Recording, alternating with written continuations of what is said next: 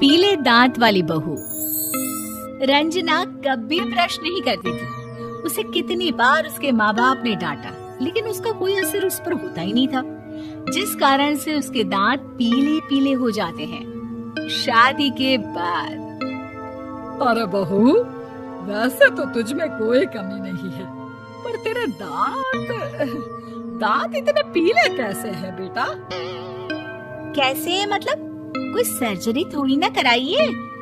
वो तो क्या नाम, मैं ब्रश नहीं करती थी तो पीले हो गए। अब क्या करूं? आप कहें तो लाल करवा लूं या फिर काले? यार ये क्या है, क्यों माँ से लड़ रही हो? लड़ रही हूँ? अरे मैं लड़ रही हूँ या ये बोल रही है कि दांत पीले हैं, पीले। अरे तपस्या थोड़ी ना की है इन्हें पीले करने के लिए। बकायदा ब्रश नहीं किया है 20 साल तक, तब जाकर। छी, कैसी बात कर रही हो? ये उस वक्त तो पीले नहीं थे जब हम लोग तुम्हें देखने आए थे। अरे तब साफ करवा लिया होगा डेंटिस्ट के पास जाकर। अब देखो कैसे पीले पीले लग रहे हैं। रंजना सास की तरफ गुस्से से देखती है। फिर शुरू हो गई पीले पीले पीले। अरे पीले तो तब भी थे जब मेरे हाथ का रसगुल्ला उड़ा उड़ा कर खा रही थी और बोल रही थी, लड़की नहीं गुणों का खजाना दे रहे भाई साहब आप। खैर अब वो लोग करते भी तो क्या करते, पीले दांत वाली बहू पल्ले पड़ी थी तो झेलना तो था ही।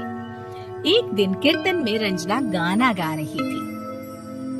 अरे कमला बहन, माँ का द्वार है, यहाँ तो सब शुद्ध होकर आते हैं, फिर अपनी बहू को ब्रश भी नहीं करवाती तुम। दूर से पीले पीले दांत भक्ति में बाधा उत्पन्न कर रहा है। अरे कोई 2 साल के बच्चे थोड़ी ना लेकर आई हूँ मैं बहू बनाकर। अच्छी खासी लड़की है, अरे कैसे करवाऊं ब्रश? ये तो उसे खुद करना चाहिए ना। अब माँ बाप तो इसके जैसे तैसे निपटा दिए, ये नहीं सोचा कि सास कैसे संभालेगी। सास बहू को लेकर घर आ जाती है, लेकिन सोच लेती है कि अब इसे लेकर कहीं नहीं जाएगी। अगले रोज बहू कहती है, अरे क्या हो गया, मंदिर नहीं जाना क्या? कीर्तन का वक्त हो रहा है। मेरी मधुर वाणी से कान्हा जी जागते हैं और सोते हैं। आप तो जानती है ना उनकी भक्ति में कितना मन लगता है मेरा। वो क्या है ना, तबीयत ठीक नहीं लग रही है मेरी, आराम करूंगी मैं। तबीयत ठीक नहीं लग रही? अभी तो मिथुन के गाने पर नाच रही थी आप, और अब बोल रही है कि तबीयत ठीक नहीं लग रही।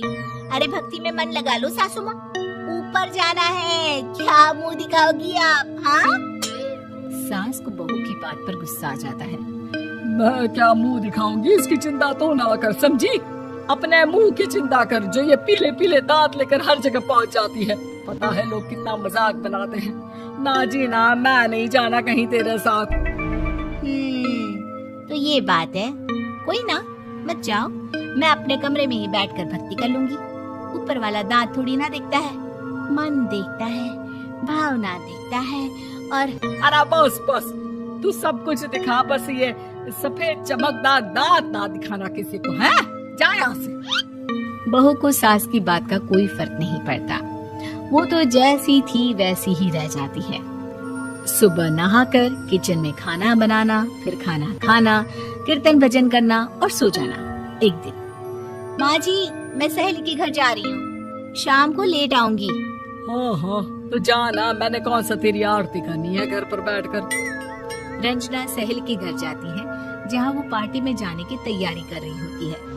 अरे शिखा, कहाँ जाने की तैयारी कर रही है? मैं गलत वक्त पर आ गई क्या? अरे नहीं यार, उल्टा सही वक्त पर आई है।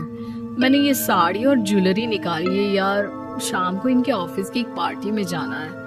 बताना कैसा लग रहा है ये सब?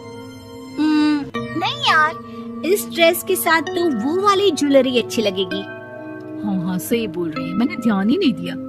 वैसे तो हमेशा से मस्त फैशन सेंस रखती है। तो बड़ा जाती होगी ना पति के साथ पार्टी में। रंजना कुछ नहीं बोलती, बस सोचती है कि यार काश ये बात सही हो जाती, पर मैं क्यों नहीं जाती पार्टी में? क्या इन लोगों की कोई पार्टी होती नहीं होगी? रंजना घर आती है और रात में पति से सवाल करती है, एक बात बताइए, आप मुझे किसी पार्टी में क्यों नहीं ले जाते? क्या आपके यहाँ ऑफिस में पार्टी नहीं होती? पति बेचारा क्या कहता कि दांत पीले हैं तुम्हारे इसलिए। अरे कोई पार्टी होती नहीं हम लोगों के ऑफिस में, तो कहाँ से लेकर जाऊं? और मार्केट, मॉल, कहीं वीकेंड घूमना, कहीं तो। अरे यार, सारे हफ्ते में एक छुट्टी मिलती है, तो सोचता हूँ कि आराम ही कर लूं। क्यों? रंजना मन मार के रह जाती है। पहले कभी सास के साथ मंदिर जाया करती थी, लेकिन वो भी सास ने ले जाना बंद कर दिया। घर बैठी बैठी रंजना बोर हो जाती है। तभी उसे आइडिया आता है और वो मायके जाने का सोचती है।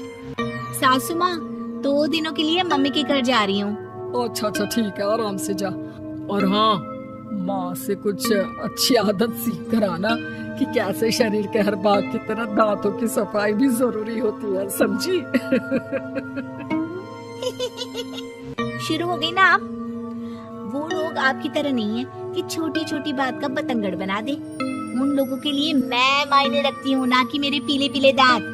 रंजना माँ को बिना बताए उन लोगों को सरप्राइज देती है, लेकिन जैसे ही वो दरवाजे पर पहुँचती है, अंदर देखती है कि घर वाले कहीं जा रहे होते हैं।